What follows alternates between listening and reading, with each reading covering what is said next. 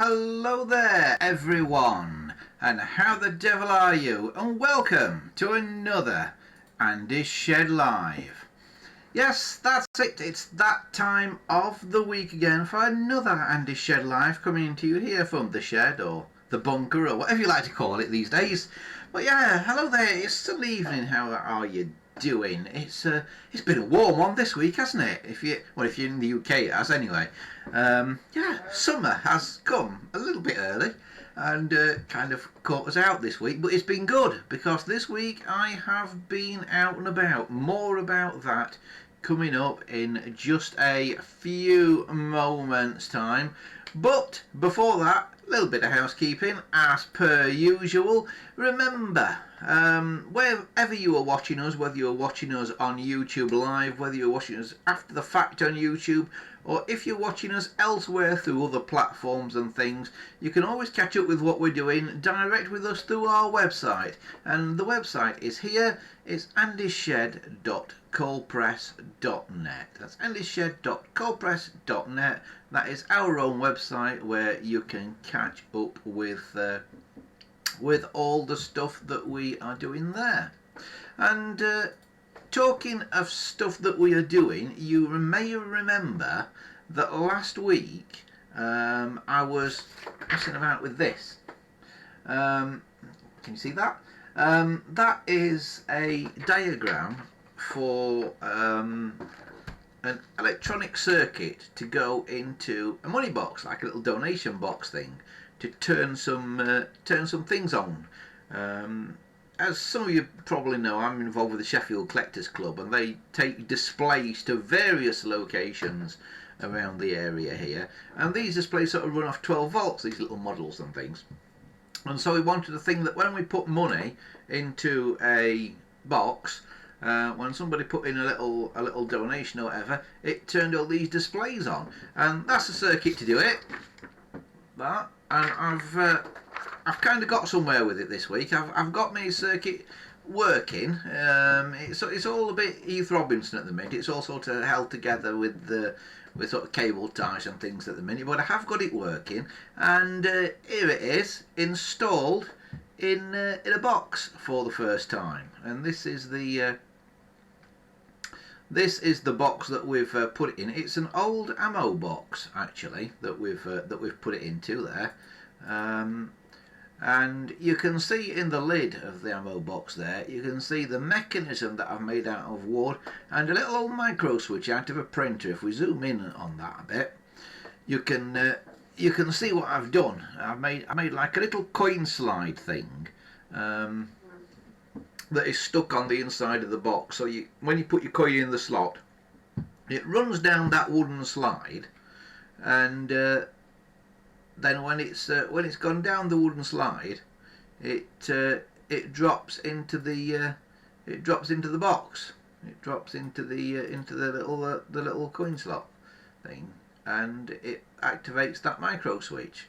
So there is the full view of it again, and you can see there what it does. If you imagine that lid obviously closed, then you put a coin inside the top, it drops down that wooden slidey thing, and then it hits that little bit of blue card attached to that micro switch on the end, and then that trips that circuit that I've made up.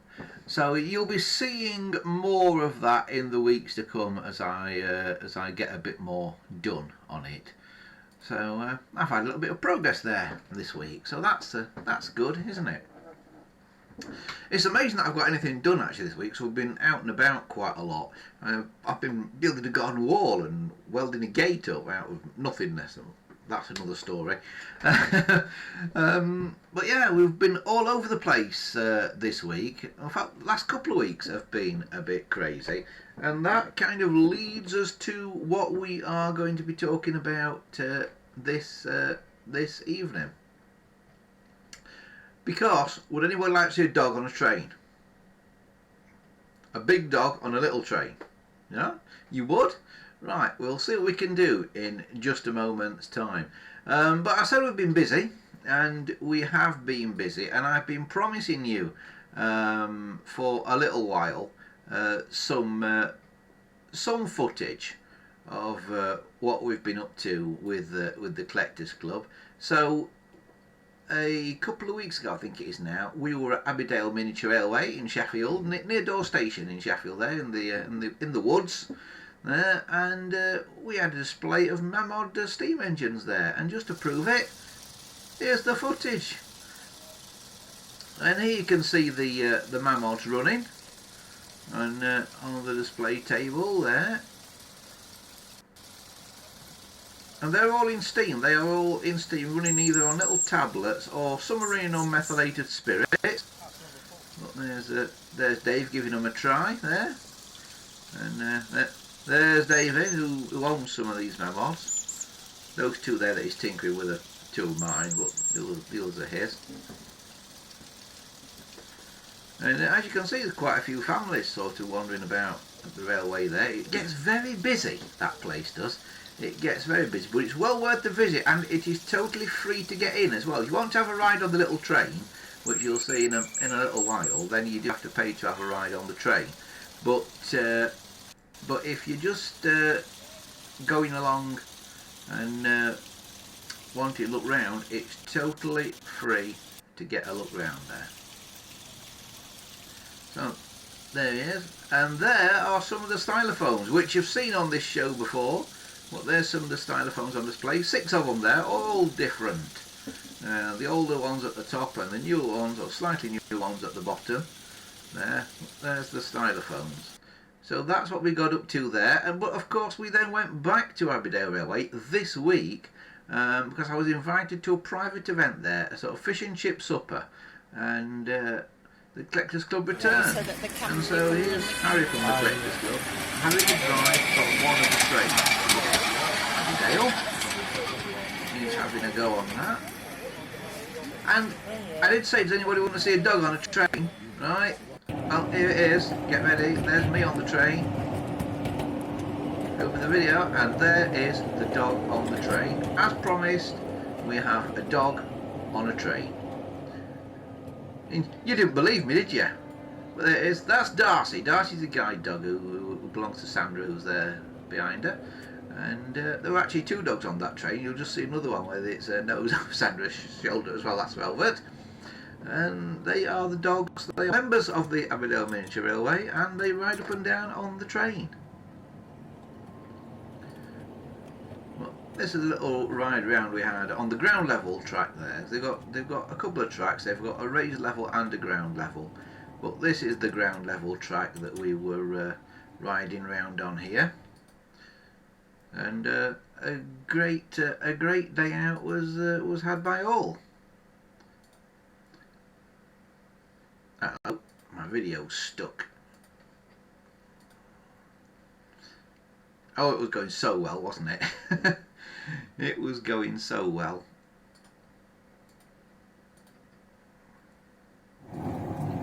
Oh, there we go. That's better. It's moving now. And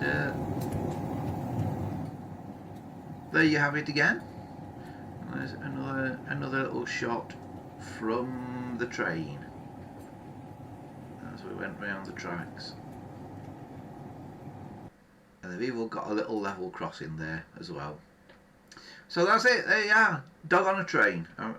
I promise you that for all you animal lovers out there. I thought you might quite like to see that. So yeah, that is the Abbeydale Miniature Railway. We'll be telling you more about that in a little while because the Collectors Club will be going back to Abbeydale in a few weeks' time. So we'll be telling you more about that as time goes on. Other things that I've got to do this evening while we're here, I've got to do a shameless book plug for this. This is the famous Drain Spotting book. I plug it because I've been asked about this. Okay, this is a book that I wrote in conjunction with this fella here, Calvin Payne. We wrote all this about the disappearing street features of Sheffield a few years ago. It's all about, how can I explain it? It's all about the street furniture that is disappearing.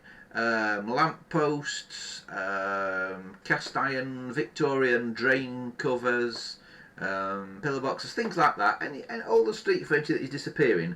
There is a controversial thing that the council are doing at the moment called the Streets Ahead programme, and a lot of the history of Sheffield streets is disappearing. A lot of the historic artefacts are disappearing, some of which are more than 100 years old. So we decided to write this little book, and it mainly deals with the drain covers and things, because if I can find some pictures and stuff in here, some of them have dates on. Some of these drain covers and things have dates on them,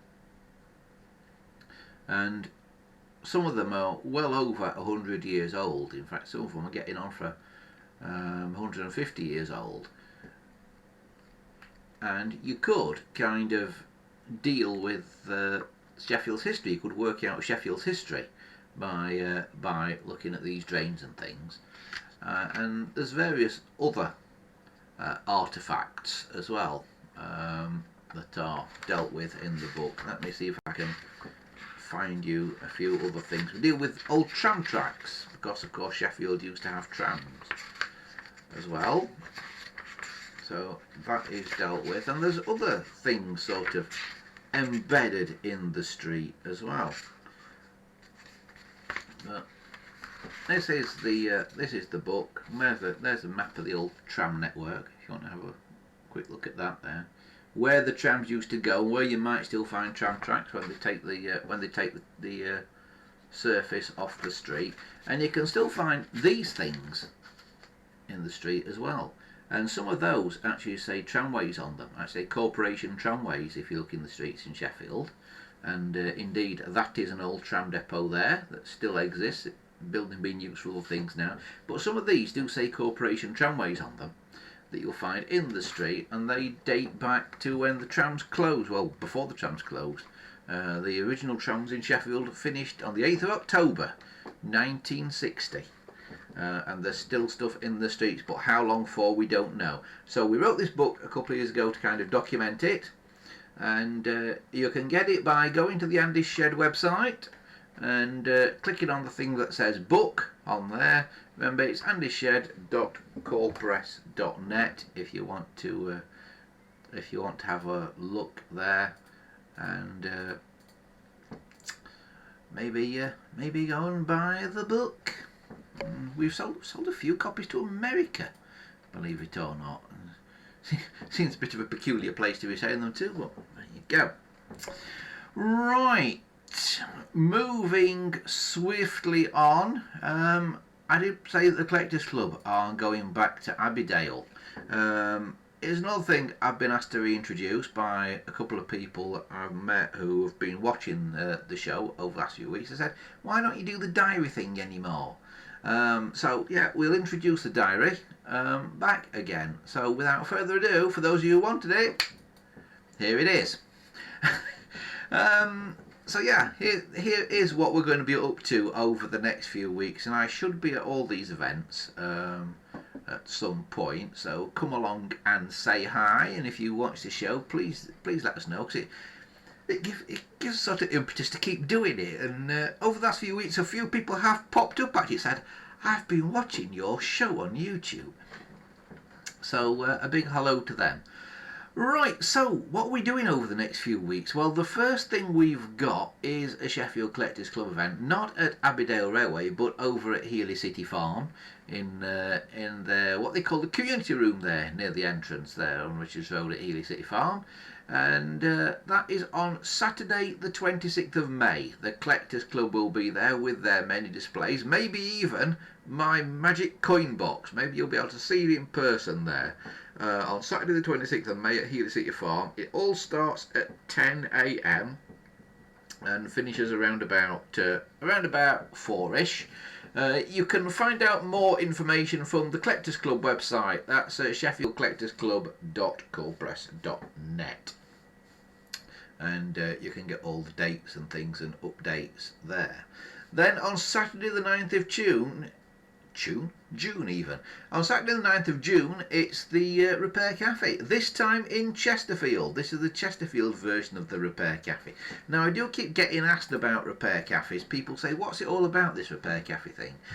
It is a thing where a Repair Cafe is an event where you take anything you've got that is broken or not working, and there's a team of volunteer fixers there who will try and mend it for you, or will even help you to mend it, so you can learn how to mend stuff as well if you want to. And this thing happens all over the world, the Repair Cafes, but they're catching on now in the UK. We've done one in Sheffield for a long time, and actually we did the last one this weekend, yesterday it was. But on Saturday the 9th of June, the Repair Cafe moves to Chesterfield, organised by the team over at Transitions Chesterfield, and it's in the Monkey Park Community Hub, which is just off Chester Street there in Chesterfield, so it's not exactly in the town centre. It's a little walk or a little drive from the town centre, but that's good because it means not being in the town centre, you've got free parking right outside it. So if you want to take something that's a bit big and a bit bulky, get it over there on the 9th of June to the Chesterfield Repair Cafe in the Monkey Park Community Hub. They're upstairs with the Repair Cafe, but downstairs there is an actual cafe, so you can go and have a bite to eat and a cup of coffee if you so wish there. So that's on Saturday the 9th of June at Monkey Park Community Hub, just off Chester Street there in Chesterfield. And then moving on, the following day, Sunday the 10th of June, the Sheffield Collectors Club are at it again. This time they are at Abbeydale Miniature Railway, where you've just seen. You might even see a dog on a train if you go, you never know.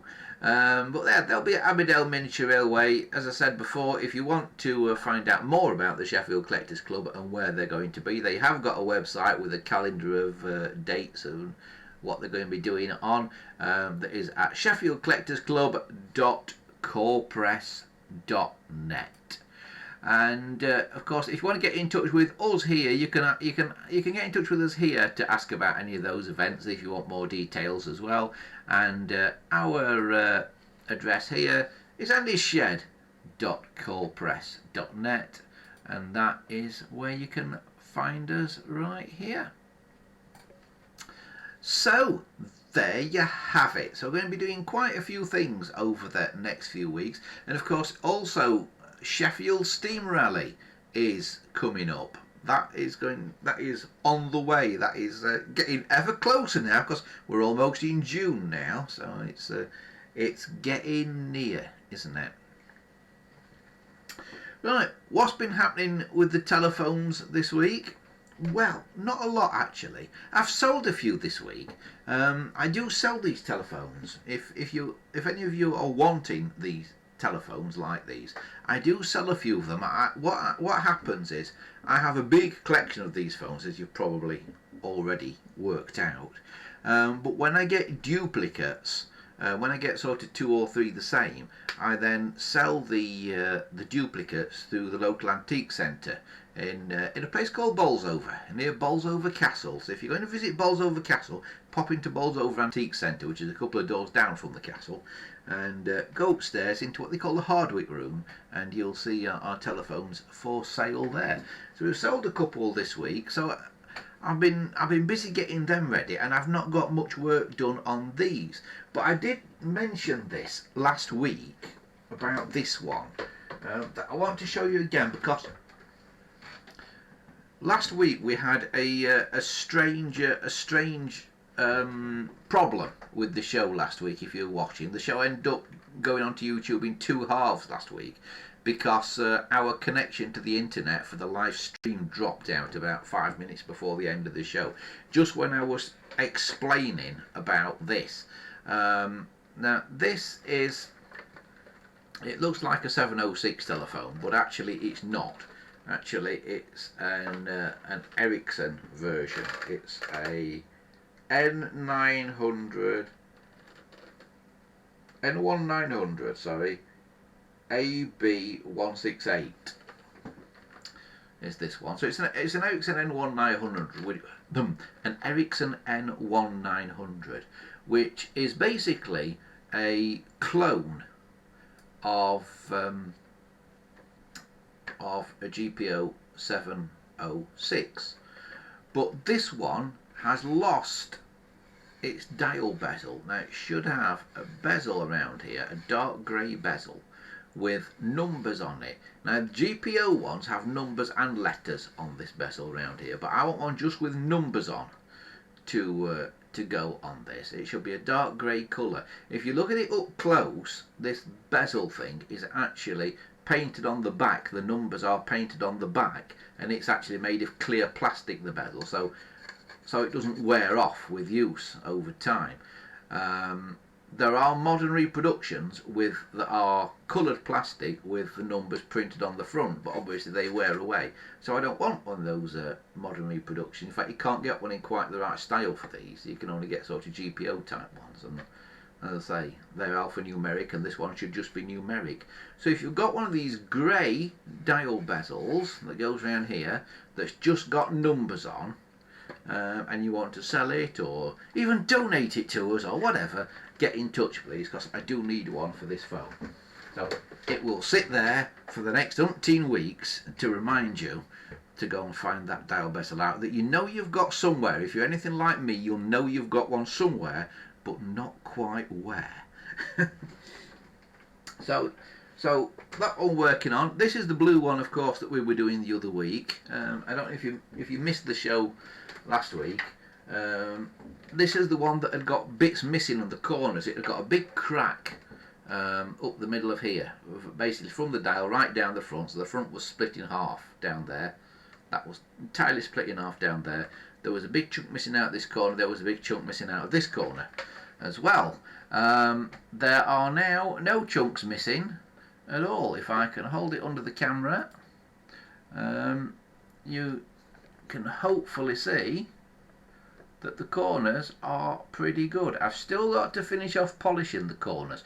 One problem that I did have was when I rebuilt the plastic on these corners, I got little air bubbles in it, and when I've polished it with the polishing compound, and I use T-cut, I use automotive T-cut to do it, you'll see there's residue of the T-cut that's got in these little tiny air bubbles. So you'll see some little white marks on it. So I have got to do some more work on that, but it's a million times better than it was. So we're getting there with that, and if you go back and watch the shows from a few weeks ago, you'll have seen me doing that. So that is what we've been up to this week, and of course the other thing that we've been up to is we've been messing about with this coin box, which is this here, which is this kit here. Okay, marvellous. So that's about it for this week. That about wraps it up. That's all I've got to tell you. I've just want to say a quick hello to Dave. You know who you are, from the Petter Engine group on Facebook. Hello, Dave. I got your message wanting to know about restoring Petter engines, and said, can you do something on the show about restoring Petter stationary engines? The answer is yes, we can. It's coming up, but it'll have to be a little pre-recorded sequence, because obviously I can't get them in here where we do the live show from, because they're outside and they're heavy.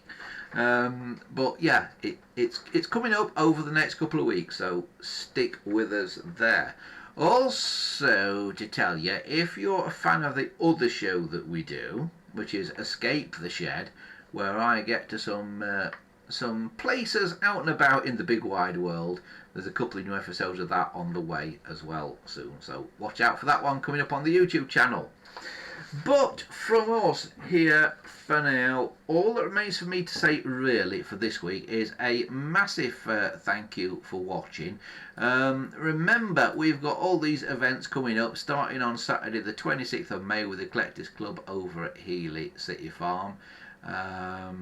which is next Saturday, isn't it, that?